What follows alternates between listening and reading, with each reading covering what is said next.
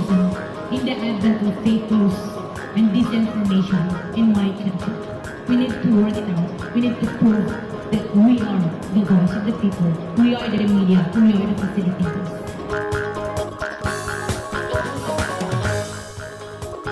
Ania na ang mga balita nga nahagpat sa Newsline Philippines Information Center. Ako si Paul Palacio. Tutok na!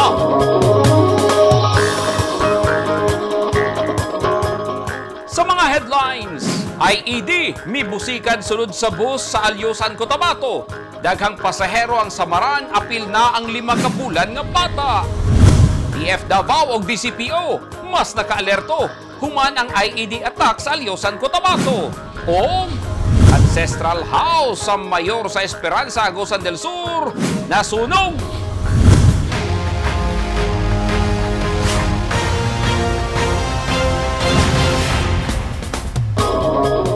Sa detalye sa atong mga balita, mibusikad ang gituuhang improvised explosive device kon IED sulod sa usa ka bus sa Davao Cotabato Highway sa Puroknara, Barangay Mateo, Alyosan, Cotabato kaganihang alas 8 sa buntag. Sumala sa mga nakakita sa bomb attack, mibusikad ang IED sa likod nga bahin sa bus nga mibiyahe gikan Davao City ug padulong sa Cotabato City. Daghang pasahero ang nasamdan, apil na ang 5 ka bulan nga si Haron Sulaiman, 3 anyos nga si Yushra Sulaiman, 5 anyos nga si Benjamin Sulaiman, Masid Benjamin, Haron Sulaiman Sr. o Rodolfo Castillo. Nausab si Lester Bautista. Daling gidala sa Alyosan District Hospital ang mga biktima aron matambalan. Subay sa report, miabot sa 20 ang pasahero sa bus. Sa pagkakaroon padayon pang investigasyon sa mga otoridad sa motibo sa bomb attack. Ginatino pa kung unsang klase sa IED ang gigamit sa pag-atake.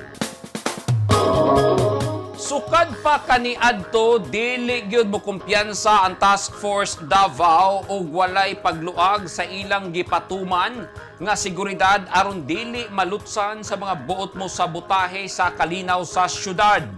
Hilabi na karon nga naay gibombahan nga unit sa Mindanao Star sa Alyosan, Cotabato kaganihang buntag nga gikaangol sa mga pasahero. Anyang report ni Eugene Hinutan. Walay pagluag sa pagpatuman sa seguridad ang TF Davao ug Davao City Police. Kutob sa muagi sa checkpoint sa mga sundalo, ginapangutana o ginarikisa ang tanang sakay sa pampubliko, pribado ug bisan sa motorsiklo. Buot ni Colonel Darin Cumia, ang commander sa TF Davao, nga dili malutsan ang syudad aron isabotahe ang kahapsay ug kalinaw sa mga Davaoenyo. Nakabato na sab og culture of security ang mga taga Davao. Patuloy nating pinahihigpit ang pagbabantay lalong-lalo na sa mga border control points natin dahil ang mga katabing probinsya natin, yun nga sa Alyosan, sa North Cotabato, nagkaroon ng pagsabog kanina lang. And patuloy nating binomonitor ang development dito sa pakikipag-ugnayan natin sa lahat ng intelligence units, not only inside Davao but also to the intel units outside Davao City, in particular sa Region 12. Gawas sa mga sundalo, napasayo ang random checkpoint sa mga pulis sa DCPO tungod sa pagpamumba sa Alyosan, Cotabato, diin mibusikad kini sulod sa usa ka bus. Tinguha usab sa TF Davao nga sa checkpoint pa lang masala na nila ang tawo nga dunay daotang tuyo sa syudad. With that incident, we are on heightened alert and we increased troop visibility dito sa downtown Davao City. And of course, may mga bus boarding operations tayo na ginagawa nang sa ganon ma-prevent ang mga pagsabog dito sa Davao City. Nagpasalamat hinuon si Colonel Cumia sa gipakitang kooperasyon sa mga tawo nga mosulod sa Davao. Giklaro hinuon ni Cumia nga walay nadawat nga hulga sa pagpamumba ang Davao City. Eugene Hinutan, Newsline Philippines, Davao Region. Stay safe.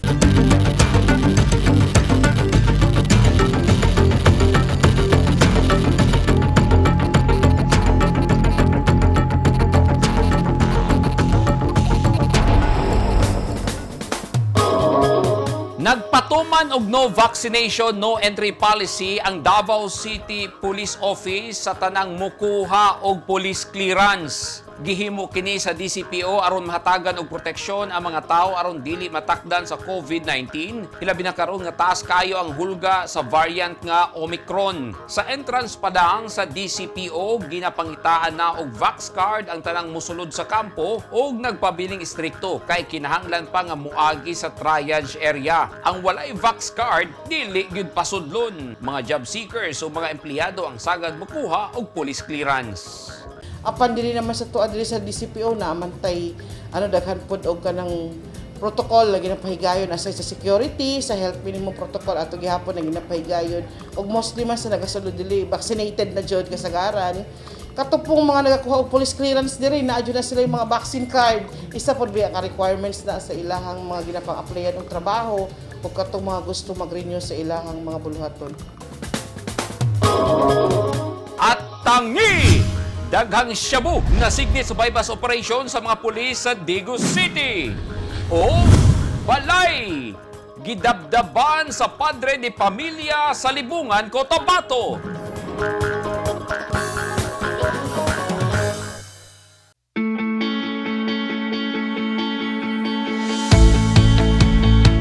Gusto ba mo og barato ug orihinal nga mga construction supply? Sa kadaghan sa imong pilian, all-in-one ang imong pagpamalit. Tara na sa 3M1 ug T-Square Lumber and Construction Supply na himutang sa daang Hardika, Lanao ug Dayo Street, Kidapawan City. Naging mapaghamon ng taong 2020 sa bawat Pilipino at sa Philippine Charity Sweepstakes Office. Nakapanlulumo at nakapanghihina, ngunit hindi tayo kapwa susuko. Mula noon, ngayon at sa hinaharap, asahang makakasama ninyo ang PCSO sa pagbangon ng Pilipino sa anumang pagsubok.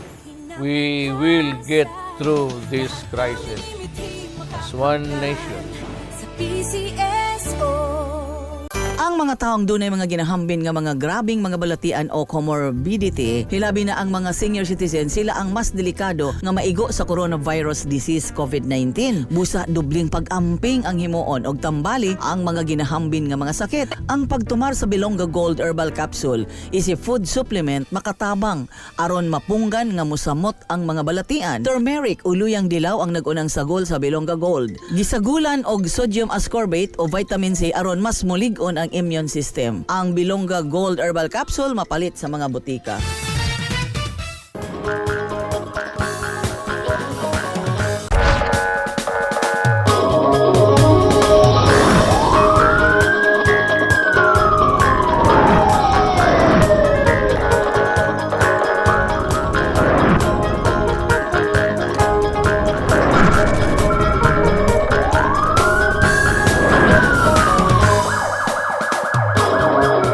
Nadakpan sa mga pulis sa Digo City ang iladong tigpayuhot og illegal nga droga. Ang suspect na ilhansab nga tigluto og lechon baboy sa Digos nga dugay nang ginapanid-an sa mga otoridad.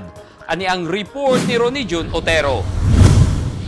Wa makalusot sa mga operatiba sa Digo City ang notadong tigpayuhot og illegal nga droga kay gaganihang kadlawon iniroon sa 2022. Nasikop na gyud kini sa drug bypass operation sa mga pulis ug nakuhaan og gibada-bada ang 58,000 pesos nga kantidad sa gituwang shabu. Nasignitan pa gyud kini og usa ka pakete sa gituwang pinaugang dahon sa marijuana. Gila sa Digo City Police ang suspect nga si alias Buyboy, 30 anyos, nga tiglutog lechon nga residente sa Rojas Street, San Antonio, Zone 2, Digo City. Kung asa gihimo sa lugar ang bypass operation. Sumala sa Digo City Police, dugay na nilang gihapa-apa na suspect na priso karon sa Digo City Police Station ang dinakpan. Sa miaging Sabado, gibungkag sab sa mga otoridad ang giingong drug den sa Digo City og 7 ka mga suspect ang nadakpan. Ronnie Jun Otero, Newsline Philippines, Province of Davao del Sur. Stay safe.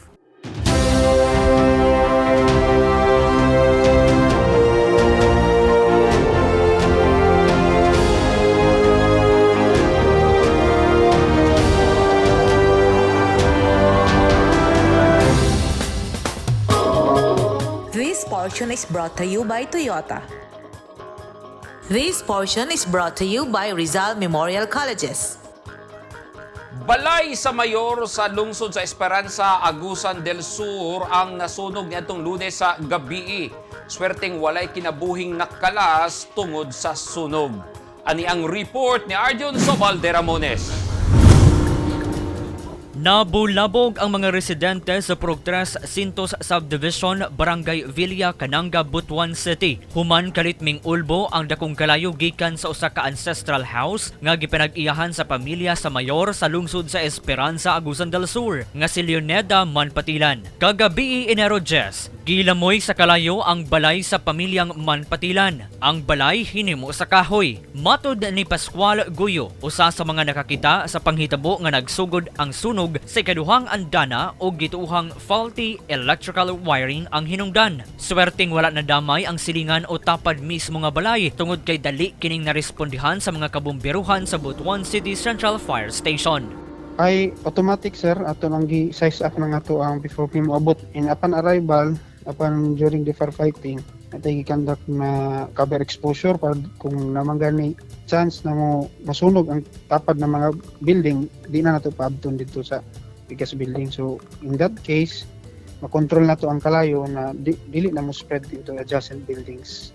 Base sa inisyal nga impormasyon, unom ka mga fire truck ang daling miresponde. Duha ni ini gikan sa Butuan City Central Fire Station. Ang laing duha gikan sa Chinese Fire Brigade Volunteer, isa sa Richmond og City RRMO. Gibana-bana nga mukabat sa kapin 200,000 pesos ang posibleng damyos sa nasunog nga ancestral house. O gideklarang fire out bandang alauna kaganinang kadlawon. Padayon nga nanawagan ang ahensya sa Bureau of Fire Protection ug ang Central Fire Station sa Butuan City nga sundon ang ilang panawagan ug mag-amping sa tanang panahon. Ang maayo kabuhaton na sa tong katawhan no, na kung unsa magihimando sa gobyerno ato lang i-follow, and then mag-ingat ta, dili lang kay doble, i-triple pa tong ingat. Labi na sa paggamit nato sa mga electrical appliances kaya naman yung number 1 cause sa sunog. Daghan ang posibleng hinungdan sa sunog. Apan kaya nato kining malikayan kung kita mag-igmat sa kanunay. Arjun Sabal de Ramones, Newsline, Philippines, Caraga Region. Stay safe.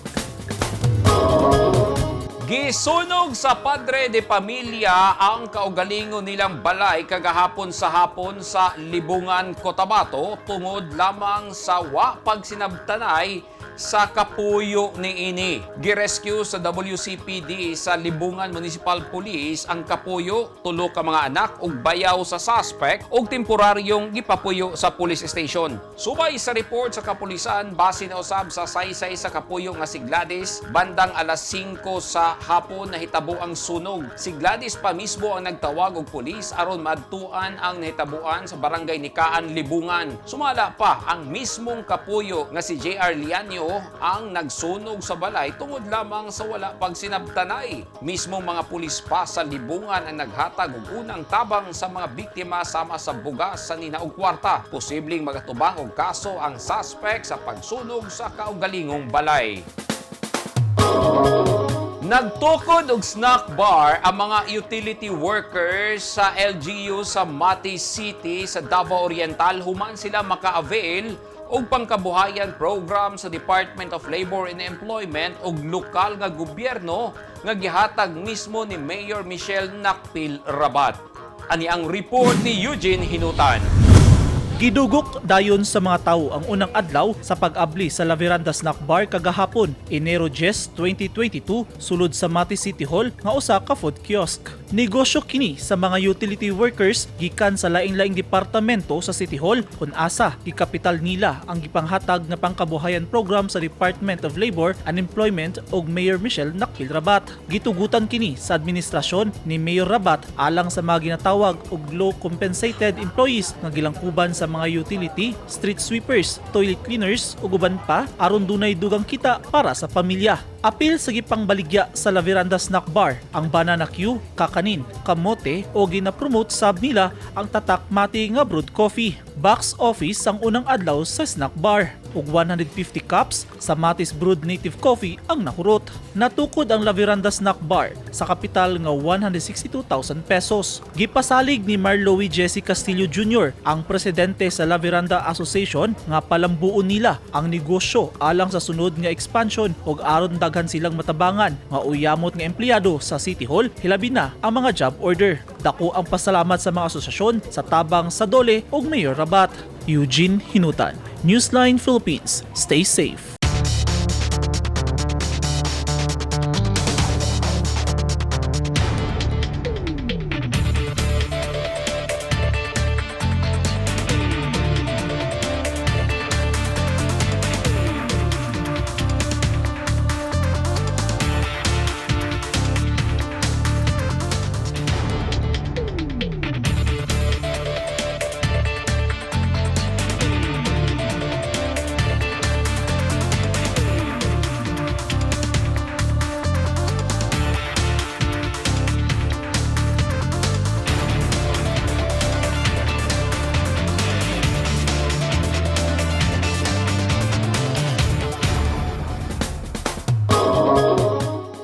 Kadto ang naghingpit sa mga balita nga nahagpat sa Newsline Philippines Information Center. Alang sa dugang balita, bisitaha ang website nga www.newsline.ph, sa Facebook page, Instagram, newsline.ph, o sa Twitter, newsline.ph. Kung aduna mo'y mga balita o impormasyon sa inyong tagsa-tagsa ka mga lugar sama sa sunog ug baha, mamahimo ka na ninyong i-share pinaagi sa Newsline Messenger.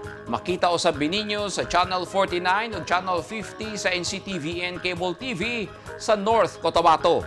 O mo-subscribe kita sa YouTube channel sa Newsline Philippines. O syempre, sa app nga TikTok. Ako si Paul Palacio. Dagang salamat and stay safe!